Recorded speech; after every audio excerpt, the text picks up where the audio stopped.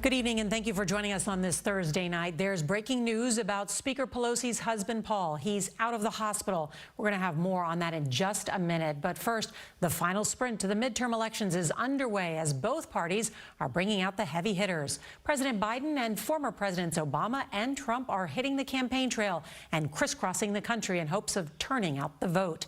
The nonpartisan research group Open Secrets says this election is on track to be the most expensive midterms in history, with nearly $17 billion expected to be spent in state and federal races. And with just 5 days to go until the election, more than 33 million voters have already cast their ballots.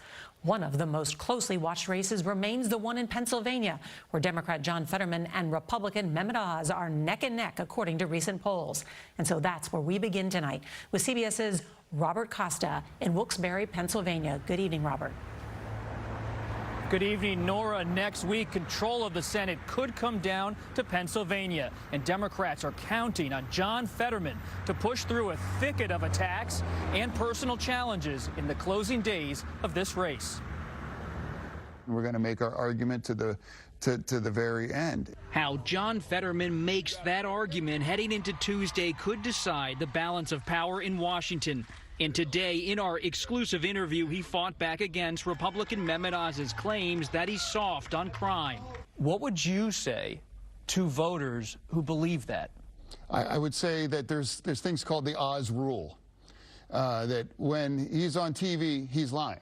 Oz and his allies have spent millions, often linking Fetterman to rising crime. When so many Pennsylvanians are having their lives turned upside down, cities like Philadelphia, the highest homicide rates ever. The very truth is that I'm the only candidate in this race that actually had hands-on kinds of experience fighting against crime.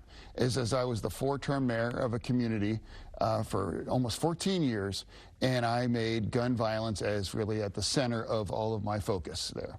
Fetterman, who's recovering from a stroke in May, used a closed captioning device during the interview, with the stenographer typing out the questions in real time.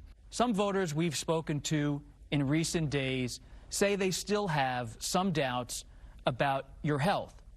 What would you say to them to convince them otherwise?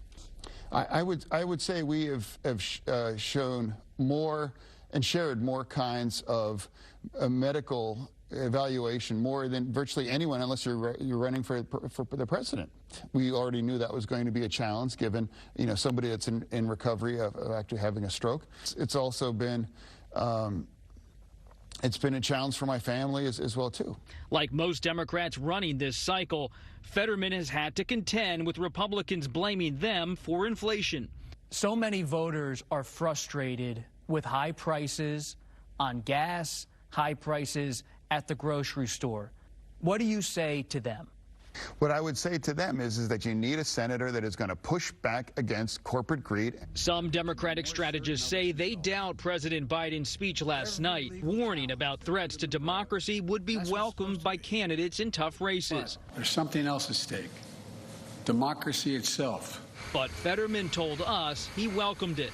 Does his spotlight on democracy help a candidate like you? Well, absolutely, because really here, Dr. Oz is going to be standing on a stage with Trump.